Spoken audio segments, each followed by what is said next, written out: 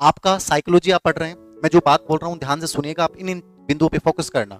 पहला टॉपिक, पहली यूनिट है बाल विकास। सुन रहे हो आप? सबने बाल विकास पढ़ लिया है? पढ़ लिया है तो दोबारा मत पढ़ना, बाल विकास ऑटोमेटिक याद रहेगा, मत पढ़ना। बाल विकास में पर्सन फिक्स है, वंशानुक्रम, वातावरण, प्रकृति, पोषण पे 100% प्रश्न आएगा। क्यों आएगा? क्योंकि आप पेपर उठा के देख लो, जहां अलग से हेडलाइन है ना सिलेबस में, उस टॉपिक पे जरूर प्रश्न आता है। विकास के सिद्धांत पे जरूर प्रश्न आएगा, ठीक है। भाषा या गामक विकास से एक प्रश्न जरूर आएगा, समझ रहे हो आप। नैतिक विकास या संज्ञानात्मक विकास से रिलेवेंट करके या कोई पर्सन या तो कोहलर रख पे पूछेगा, या जीन पियाजे इंपॉर्टेंट है, जीन पियाजे पढ़ लिया। निर्मितवादी कॉन्सेप्ट मोस्ट इंपॉर्टेंट है, निर्मितवाद का एक पर्सन फिक्स होता है, आता ही है। अब आपको मैं ही बताता हूं कि यार यहां से प्रश्न आ रहा हो, फिर उस टॉपिक को आप अच्छे से नहीं कर पाओ, इससे ज्यादा बेवकूफी क्या होगी। आपको ऑनलाइन कहां जरूरत है, आपके पास कंटेंट है, उसको पढ़ लो, ठीक है। ये सिंपल सा पैटर्न है। आपके बाल विकास के 4 प्रश्न आएंगे, 5 प्रश्न आएंगे, उनका सिंपल सा रूल है। प्रकृति पोषण हो सकता है 2 प्रश्न आ जाए, वंशानुक्रम वातावरण। विकास के सिद्धांत पे 1 प्रश्न 100% आएगा। जीन पियाजे पे 100% एक प्रश्न आएगा। सिगमंड फ्राइड पे 1 प्रश्न जरूर आएगा, वो चाहे व्यक्ति से जोड़ के कर ले चाहे कैसे भी कर ले।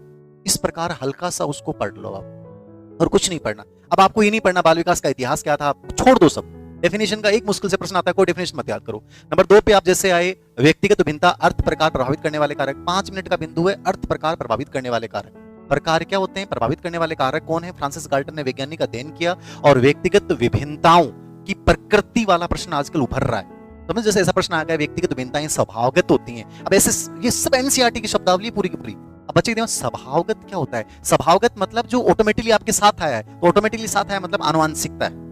अर्जित वर्ड आ गया मतलब वहां क्या है? वातावरण है। तो व्यक्तिगत भिन्नताओं की नेचर अच्छे से पढ़ के जाए, हो गया क्लियर। फिर आता है इसमें व्यक्तिगत विशिष्ट बालक। विशिष्ट बालक के फिक्स पर्सन देखना, आप रीड के हर पेपर उठा के देखना। प्रतिभाशाली और सृजनात्मक, ये 2 पर्सन फिक्स हैं। एक पर्सन हो सकता है मंद बुद्धि पे भी आ जाए, एक विशेष आवश्यकता वाले पे भी आ जाए, या नहीं भी आए, बट ये प्रतिभाशाली और क्रिएटिव बच्चे इंपॉर्टेंट है, तो इनको हल्का सा पढ़ लो। कुछ नहीं है, प्रतिभाशाली और सृजनात्मक पढ़ लो, बाकी छोड़ दो आप। फिर देखना, आप आगे चलते हैं। लर्निंग डिसेबिलिटी, ये 2 मिनट में डाल रखा है। लर्निंग डिसेबिलिटी का ऐसा पेपर ही नहीं जिसमें लर्निंग डिसेबिलिटी नहीं आती। और क्या पढ़ना है? डिस्लेक्सिया, डिस्ग्राफिया, डिस्प्लेक्सिया, एप्रेक्सिया और डिस्कैल्कुलिया, और लर्निंग डिसेबिलिटी की विशेषताएं। इसके अलावा कुछ नहीं पढ़ना। पूरा एनसीईआरटी भाषा पूछेगा, एज इट इज, वो एग्जांपल जो मैंने एनसीईआरटी की सीरीज चलाई थी, उसके अलावा प्रश्न नहीं आएगा। व्यक्तित्व में देखना पर्सन कैसे आते हैं। एक पर्सन फिक्स है मापन पे। मापन पे या तो प्रेक्षेपी विधि में जो 5 विधियां हैं, या एमएमपीआई पे आजकल प्रश्न आ रहे हैं, तो एमएमपीआई को क्लिक कर लो कि एमएमपीआई बहुत इंपॉर्टेंट है, ठीक है। सिद्धांत के ऊपर या तो फ्राइड पे आता है, या नव फ्राइडवाद पे आता है, या ट्रेट उपागम पे आता है, केटल और आरपोर्ट। इन 3 के अलावा आप छोड़ दो। ये तीनों एनसीईआरटी में बहुत से डाल रखे हैं, इसलिए एनसीईआरटी का ही पेपर बनेगा पूरा, फिल बोल रहा हूं। और भाषा जो हार्ड लगती है सीडीपी की, उसके रीजन यही है कि आप एनसीईआरटी पढ़ते नहीं हो। एनसीईआरटी की जो मैंने टेस्ट सीरीज चलाई थी, उसमें बच्चों को दिक्कतें बहुत आ रही है। शब्दावली बड़ी अजीब सी है, शब्दावली इंपॉर्टेंट है, इसमें वर्ड कंफ्यूज करता है। टाइप अप्रोच पेपर से पूछे, टाइप अप्रोच किस बात पे ध्यान देता है, ठीक है। व्यक्तित्व की विशेषता पे जो पिछली बार प्रश्न आया, वो वहां से एजिटिव उठाया गया, व्यक्तित्व क्या और क्या नहीं है, ठीक है। फ्रीडमैन रोजरमैन इंपॉर्टेंट है, आइजेंक इंपॉर्टेंट है। अब इन चीजों को फिक्स कर लो, बाकी छोड़ दो, हो गया व्यक्तित्व। फिर समायोजन के ऊपर प्रश्न क्या आता है? समायोजन पे आप देखना, रीड के हर प्रश्न में कॉन्फ्लिक्ट पे प्रश्न आता है। कॉन्फ्लिक्ट इंपॉर्टेंट है, द्वंद्व है मोस्ट इंपॉर्टेंट, क्योंकि वो एनसीईआरटी में डाल रखा है।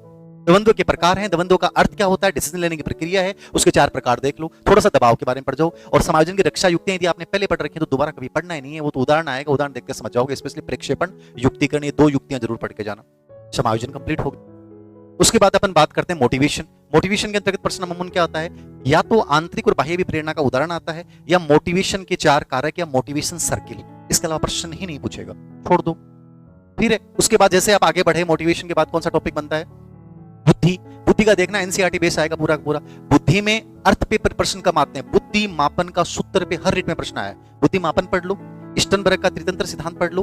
हार्वर्ड गार्डनर का बहुआयामी सिद्धांत पढ़ लो। थर्स्टन और थॉर्नडाइक का बुद्धि सिद्धांत पढ़ लो। और निष्पादन और शाब्दिक अशाब्दिक परीक्षण के प्रकार पढ़ लो, बाकी छोड़ दो आप। ये प्रश्न फिक्स है कि बुद्धि से यही प्रश्न पूछे जाते हैं। मतलब एक माइंड में एक पैटर्न लेके चलो कि यार ये चीजें देखनी है और ये चीज नहीं देखनी। और ये भी इंपॉर्टेंट नहीं है, आपने यदि साइकोलॉजी सीडीपी पढ़ लिया तो अब दोबारा पढ़ो मत पढ़ो, यूं ही पॉजिटिविटी में देख के आओ, आराम से हो जाएगा आपका, आराम से हो जाएगा।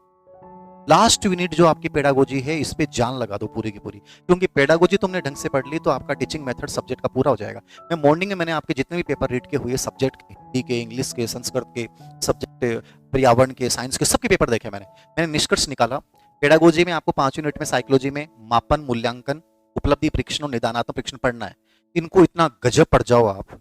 हिंदी के 2 प्रश्न, संस्कृत के मेथड के 2 प्रश्न, इंग्लिश के मेथड के प्रश्न, पर्यावरण के मेथड के प्रश्न, गणित के मेथड के प्रश्न, सामाजिक ज्ञान के मेथड के प्रश्न, सब में प्रश्न फिक्स है।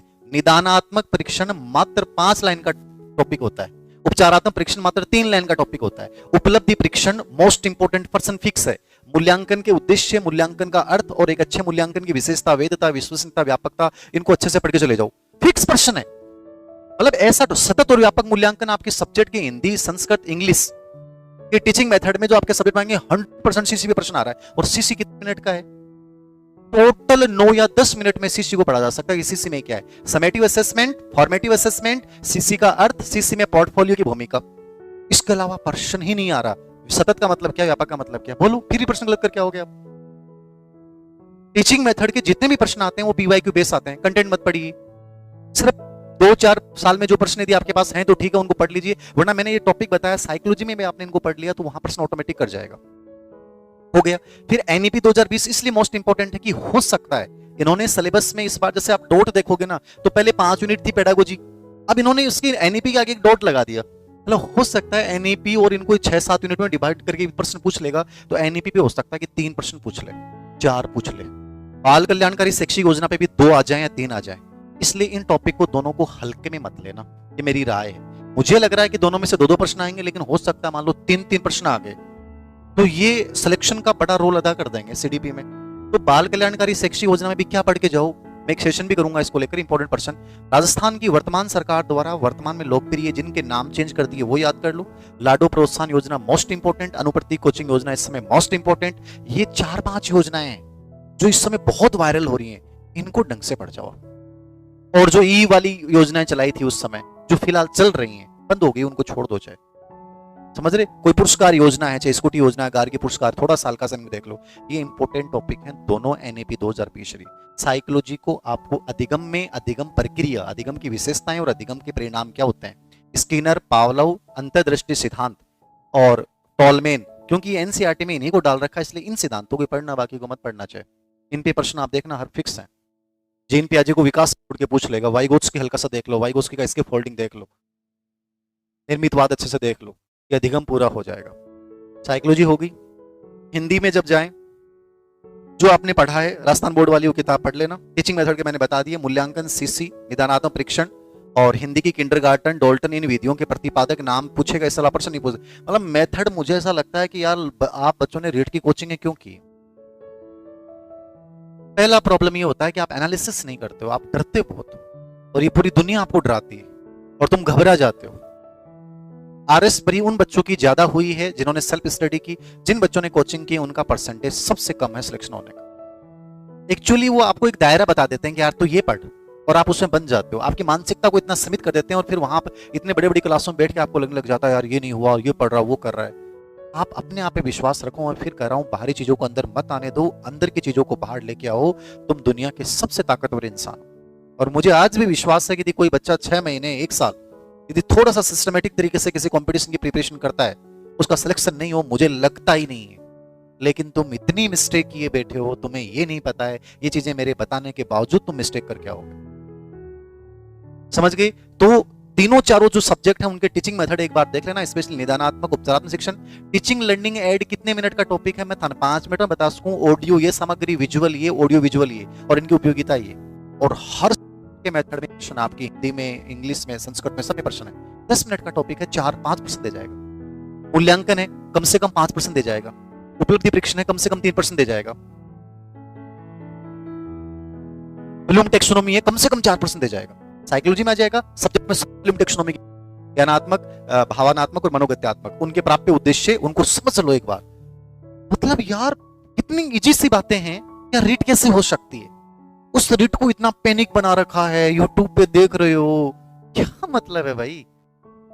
थोड़ा सा समय निकाल के एनालिसिस करो कि ये चीजें हो सकती हैं, यहाँ से प्रश्न आ सकते हैं, इन चीजों को अपन देख लें, बहुत आराम से चीजें हो जाएं। जो मैंने एनालिसिस किया, मैंने तो मात्र, मुझे 1 घंटा लगा मॉर्निंग में, मैंने एनालिसिस कर लिया यार ये चीजें यदि बच्चा पढ़ लेता तो हो जाएंगी।